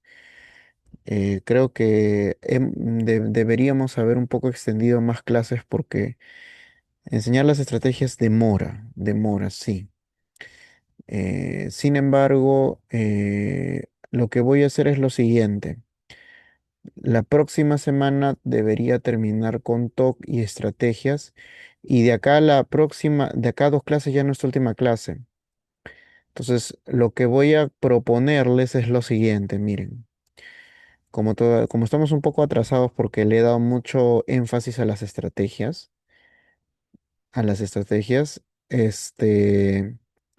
les propongo que la presentación de su caso sea mediante una grabación para tomar toda la última clase, para tomar la última clase para poder darles más oportunidad para que practiquen. No sé qué les parece. O sea, ustedes me mandan la grabación de su Zoom y yo les pongo una nota o después nos reunimos en una coordinación y yo les doy las notas y les doy una retroalimentación. No sé qué les parece para tomar también la última clase para poder alinearlos con las estrategias que faltan. A mí me parece bien. Ya. Acá hay una pregunta. ¿Todos están de acuerdo acá? Alfonso, Pablo. Sí, me parece bien. ¿Cómo de cuánto sería el video? ¿Cuánto tiempo? El caso clínico es motivo de consulta, es una historia pequeña del consultante y tú tienes que escoger un protocolo, ya sea, me puedes mandar una redacción de Word del protocolo o puedes mandar el role-playing de una estrategia que tú escojas, pero que se vea toda la estrategia bien hecha. Ok, ok. ¿Ya? Muy bien, entonces los 5 estamos de acuerdo, ya. Voy a proponerlo al WhatsApp. Dice, Jan, hay pacientes con TAG que en su mayoría llegan con exceso de pensamientos hipotéticos. Sí, de los Word, Renzo. Por eso yo estoy enviando los Words. Yo estoy enviando los Words ahí a todas las clases. Dice, exceso, ya, pero María Fernanda, ahí el problema no es el paciente. Ahí el problema es el terapeuta que no sabe diferenciar, discernir entre el pensamiento que se puede trabajar con la clínica y el pensamiento que se puede trabajar con otro tipo de profesión. Vuelvo y repito, ¿no? Si mi falta es de dinero, lo máximo que puedo trabajar en la clínica es tener un estilo de vida organizado para generar aptitudes que alcancen ese dinero. Pero si dentro de la entrevista mi falta de dinero es porque tal vez me falta competencias en assessment, en Empower, en modelos de CV virtual, en modelos de marca personal. Es cierto de que todas estas cuestiones de emprendedurismo son cuestiones que también parten de una salud mental estable, pero también es cierto de que necesitan otro tipo de asesorías y esas asesorías son las más específicas. A ver, voy a poner otro ejemplo para que quede muy claro y vamos a tocar un tema que es un poco más polémico, pero que la evidencia empírica está muy peleada. Ustedes saben qué cosa es la, este, la, ¿cómo se llama esto? Eh,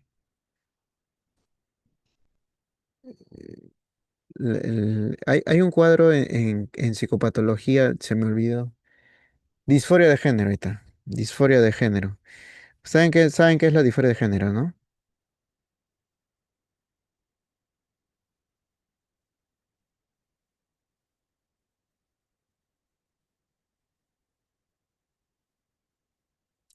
Ya, en la disforia de género, por ejemplo, en la disforia de género, por ejemplo, la evidencia indica de que la CBT y la AC son dos tratamientos que pueden reducir síntomas de manera prioritaria. Pero la naturaleza de la disforia de género tiene que ver con elementos multiescala. ¿Qué son elementos multiescala? Que, por ejemplo, el género que esta persona percibe como alterado también depende de la aceptación familiar, depende de la aceptación de pareja y depende de una cultura si es más cercana a lo progre o cercana a lo conservador. Entonces es una combinación muy compleja donde si el organismo que se identifica con un género LGTB plus o más se puede desarrollar toda su apertura sexual en un contexto. Entonces, se ha hecho la comparación del tratamiento psicoterapéutico versus la resignación de sexo. Ustedes saben que la resignación de sexo tiene procesos como la vaginoplastía, ¿no? Entonces hay hombres que se generan la vaginoplastía porque desean trascender ya completamente, no solamente hormonalmente, sino también físicamente. Entonces hay incluso activismo trans con vaginoplastía muy abierto en redes sociales.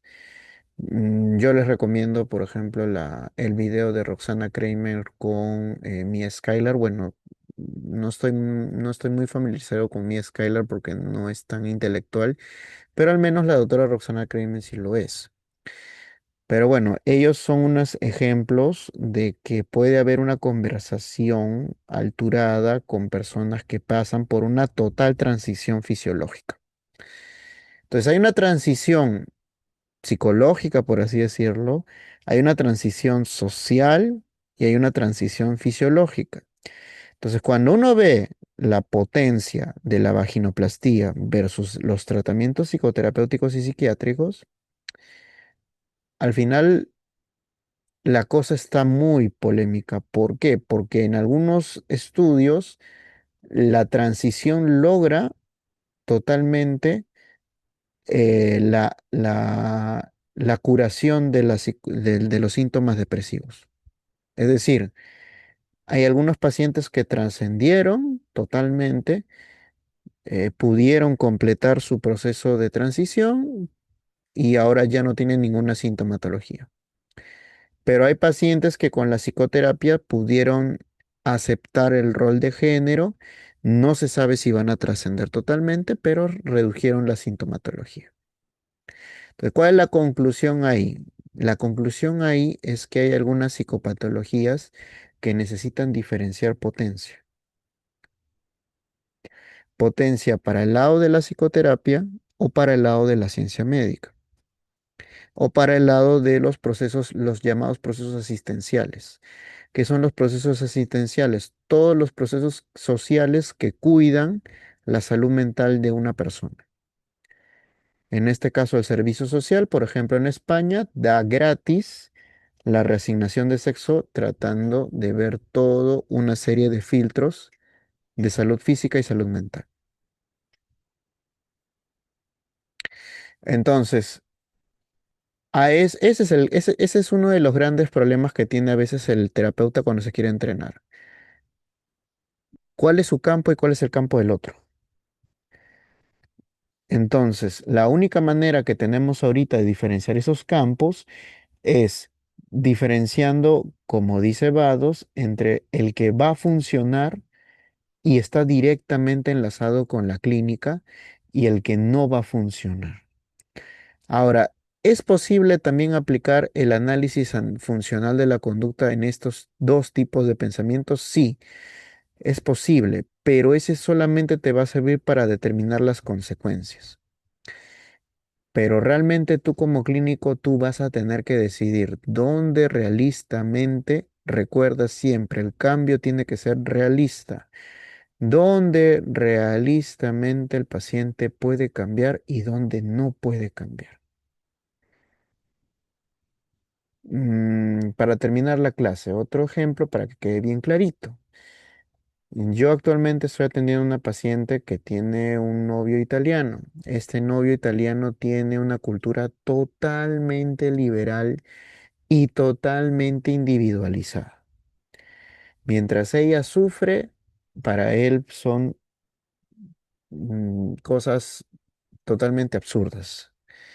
Mientras ella se cela, para él son cosas totalmente absurdas. Mientras ella ya está pensando en matrimonio, para él son cosas totalmente absurdas. Y es que la cultura que donde él proviene, todo es más libre y individual, y donde ella proviene, todo es más emocional y todo es mucho más, todo es más, vivencial, exactamente tradicional. Entonces, esa incompatibilidad hace que las personas generen mucho conflicto. Pero la pregunta es, ¿por qué si la chica sufre tanto, por qué sigue con él? Ujú. Entonces, cuando uno hace el bosquejo de reglas, al final uno se da cuenta que hay otras cosas que no puedo mencionar, por las cuales sigue con él. Y que esas otras cosas se valoran como comportamiento de amor. Y hay otras cosas dentro de su historial de ella que, que cede y son situaciones que permiten que las personas puedan controlarla. Entonces, el sometimiento es parte de su forma de relacionarse con los otros. Ahora, ese sometimiento al cual se ha acostumbrado esta persona es una forma de control afectivo también. Entonces, ese control afectivo es el que le agrada, le gusta. ¿Por qué? Porque no le permite pensar en estar independiente y sola. O sea, es mucho más difícil para ella ser independiente y sola que ser sometida. Someterse es mucho más fácil. Y entonces ahí que Y se si el, interpone, y si el, perdóname que te y si el interrumpa. costo, y si el costo de someterse, y si el costo de someterse es tener conflictos constantes, pues lo soporta. Entonces, ahí, por ejemplo, yo estoy planteando dos escenarios claramente que les sirve a ustedes como analogía cuando vean a su paciente con TAG. Uno donde el paciente ya está cómodo y sacrifica su salud porque controla gran parte de su vida y ya le ahorró la gran tarea de empezar de cero. Y otro escenario es quitarse todo ese control y empezar la real tarea más difícil que es empezar a ser independiente. Mm. ¿Se me entiende o no se me entiende? Sí, es como el costo de la respuesta, ¿no? Exactamente. Entonces, ¿por qué la persona no puede ceder ante el nuevo camino? Porque en el proceso de discernación de qué es lo que se puede cambiar y lo que no se puede cambiar, uno tiene que aprender a guiar al paciente en, mira, yo sé, siguiendo el ejemplo de la muchacha, ¿no? Yo sé que mm, romper con la relación es algo que todo el mundo te ha aconsejado, te ha dicho, porque te ves sufriendo y no lo vas a hacer. ¿Qué te parece si empezamos a trabajar otro objetivo distinto, que es el objetivo de hacerte independiente? Tú puedes estar en una relación, pero tú puedes ser independiente. Por ejemplo, yo puedo estar con alguien, pero no necesariamente soy independiente económicamente, efectivamente, etcétera. Entonces hay otro objetivo distinto que es ser independiente. Entonces ahí, por ejemplo, podemos empezar a ver cuál es el pensamiento que realísticamente vamos a ir cambiando versus el pensamiento que en este momento no podemos cambiar, porque por más que le digamos que el chico es de la A hasta la Z, ¿cuántos años ha mantenido esta conducta para que otro controle su vida?